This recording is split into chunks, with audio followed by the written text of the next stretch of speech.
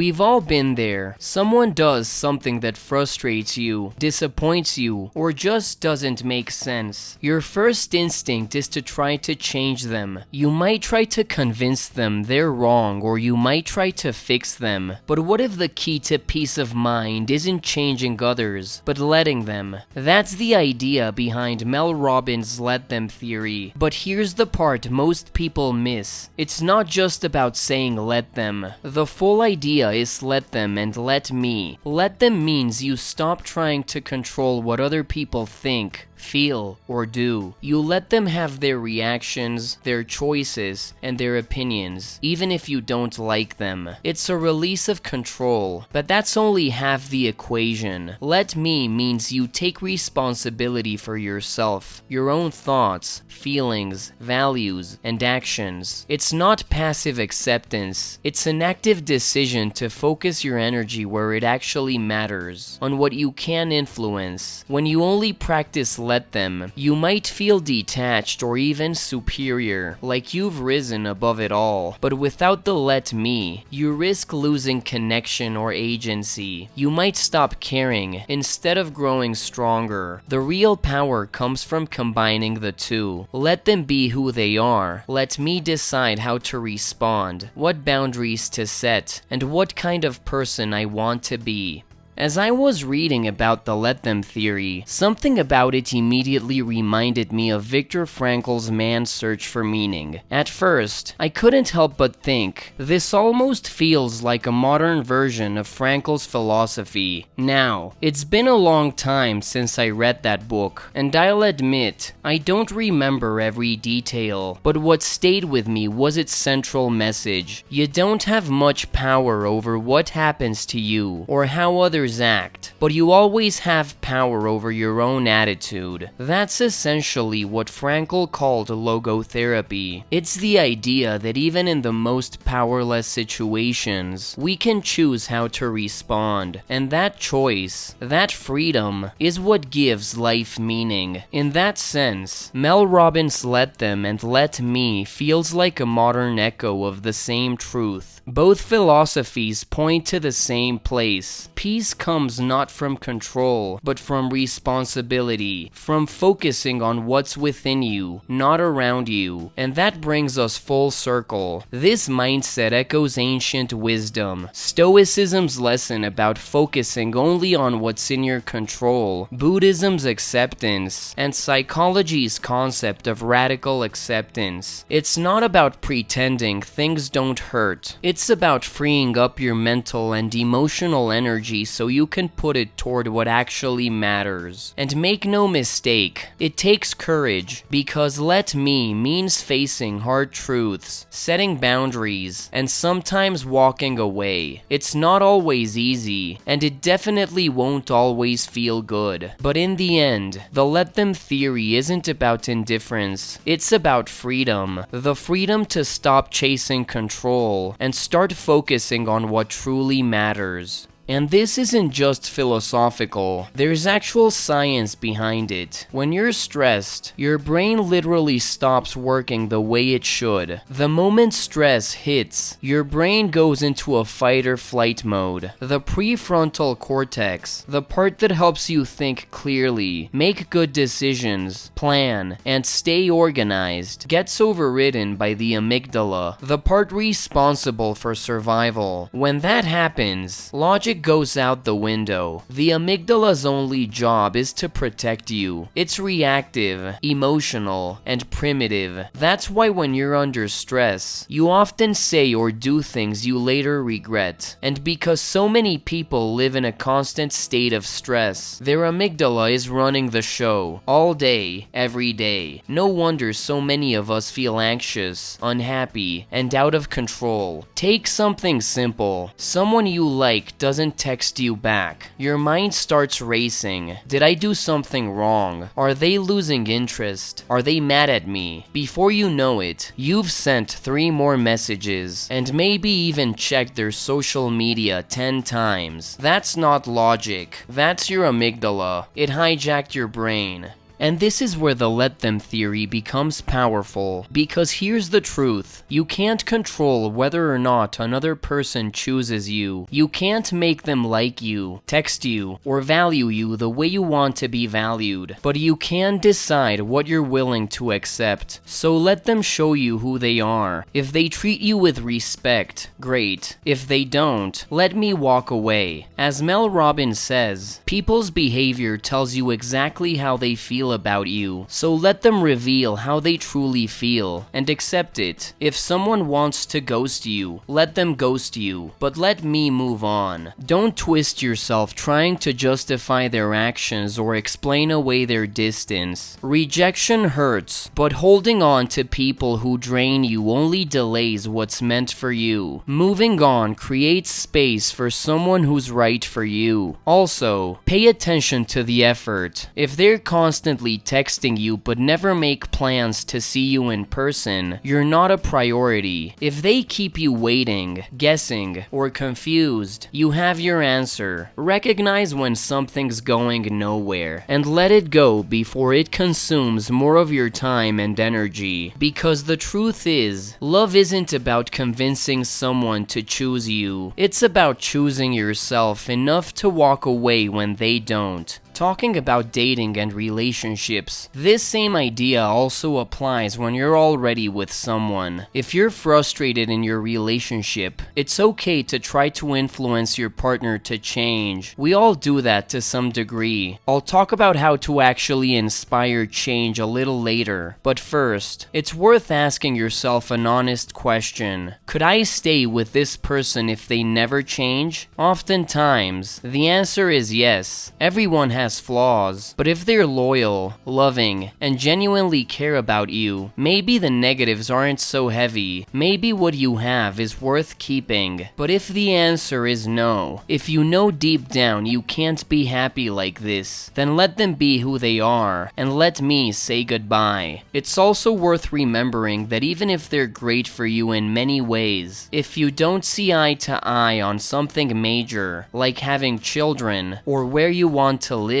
walking away might be the best choice. If being with them means giving up your dreams, let them live theirs, and let me live mine. Of course, it's easy to say just let them go if they're not right for you. Actually doing it is hard. Heartbreak hurts deeply, but that doesn't mean breaking up wasn't the right thing to do. When that happens, give yourself space to heal. Avoid reaching out to them. Don't check their social media, as tempting as it is. If you have to, delete the apps for a while, and put away the things that remind you of them. You don't have to throw them out, just out of sight. Spend more time with the people who love you, friends, family, anyone who helps you feel grounded again. Most importantly, trust that you will heal and move on. You will find someone better suited for you, someone who meets you halfway. This is where let them comes in. When you feel that stress response kicking in, pause. Say to yourself, let them take their time. Let them be how they are. Then say, let me calm down. Let me breathe. Let me focus on myself instead of spiraling. It sounds simple, but it's incredibly grounding. A few deep breaths can pull your brain back online, helping your prefrontal cortex regain control so you can actually think again.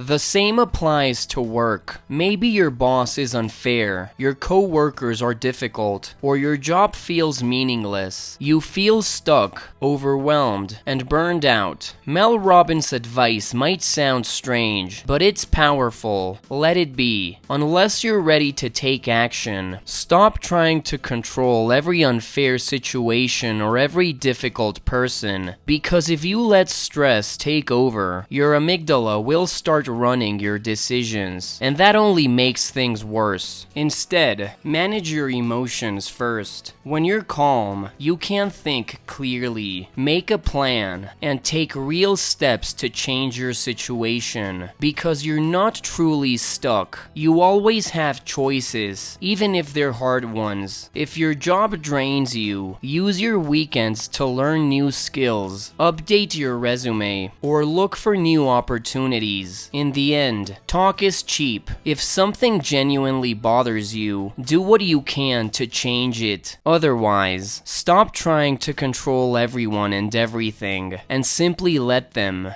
And this lesson becomes especially important when it comes to family. Family members often feel entitled to share their opinions, sometimes harshly, and often to your face. Strangers might judge you too, but you'll probably never hear what they think. Family is different. They care about you, but that care often comes packaged with criticism, pressure, or disapproval. It helps to remember that a family is like a spider web. Everything is connected. When one person changes something, who they marry, where they move, or what career they choose, the entire web feels it. That's why your choices can make others uncomfortable. Your growth can disturb the balance, even if you don't mean it to. But that's okay. Let them. Let them have their opinions. Let them worry. Let them talk. Then, let me think for myself, make the best decision I can, and live with the consequences. With that said, that doesn't mean you should ignore everyone's advice. Listen to the people you love, but don't live an unfulfilling life just to make them comfortable. The truth is, we all care what others think, even if we pretend not to. But some people will always disapprove, no matter what you do. If you let that stop you, you'll end up paralyzed, overthinking, procrastinating, and holding yourself back from the life you want. So let them think what they want. Let them gossip, judge, or misunderstand you. There's a quote I love from Ralph Ellison, and I knew it was better to live out one's absurdity than to die for that of others. That captures the entire spirit of this idea. Instead of asking, what will they think? Ask, what do I actually want? What have you wanted to try but been too afraid to? What adventure have you been avoiding because of judgment? What changes would you make if you weren't worried about disappointing anyone? Chances are, your life would improve, not because people stop judging you, but because you stop needing their approval. Even the people who love you think negative things about you sometimes, just like you've thought negative things about them. That's part of being human. It doesn't mean they don't care. So let them think whatever they want, and let me live the most fulfilling life I can. The point isn't to be selfish or narcissistic.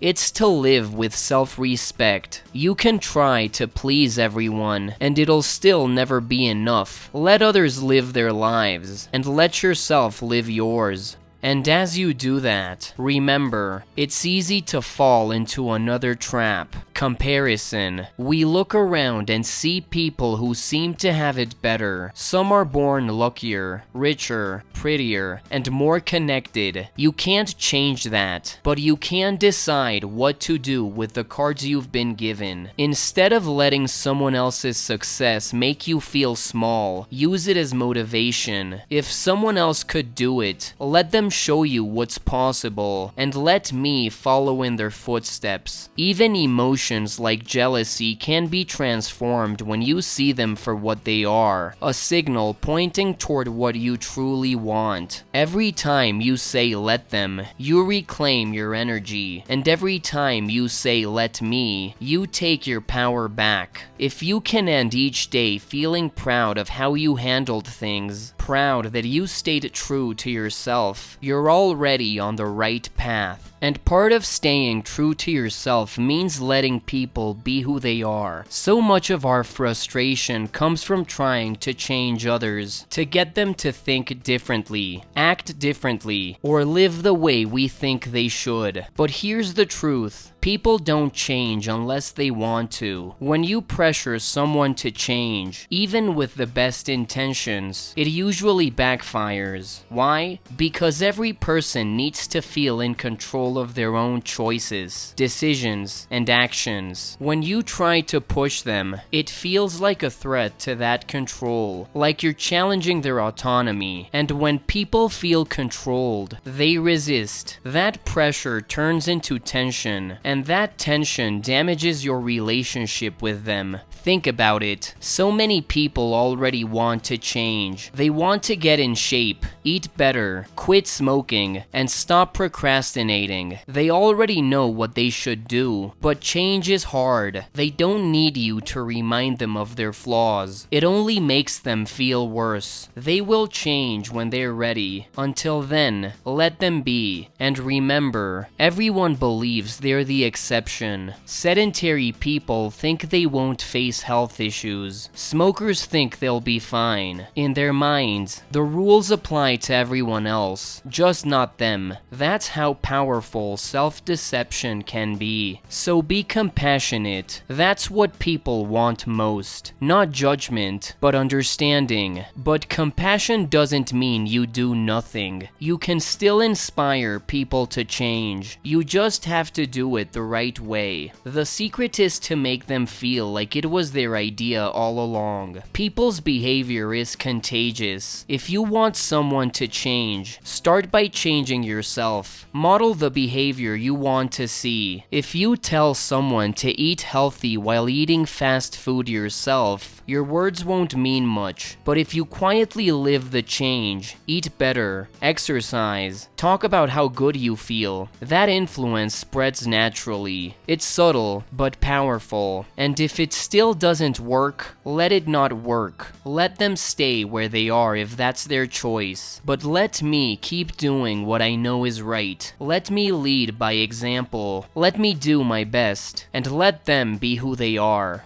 In the end, that's what the let them theory is really about. Stopping the fight against what you can't control, and using that energy to build the life you actually want. We spent so much time wishing things were different, wishing people would text us back, recognize our worth, or finally understand us. But what if all that effort went into something we can't control, like our goals, our growth, or the kind of person we're becoming? That's the shift. When you stop chasing what's outside your control, you make space for what truly matters. Let them remind you to release what's not yours. Let me remind you to take ownership of what is. Let me take the next step. Let me be honest about what I want. Let me choose peace over control and build a life I'm proud of.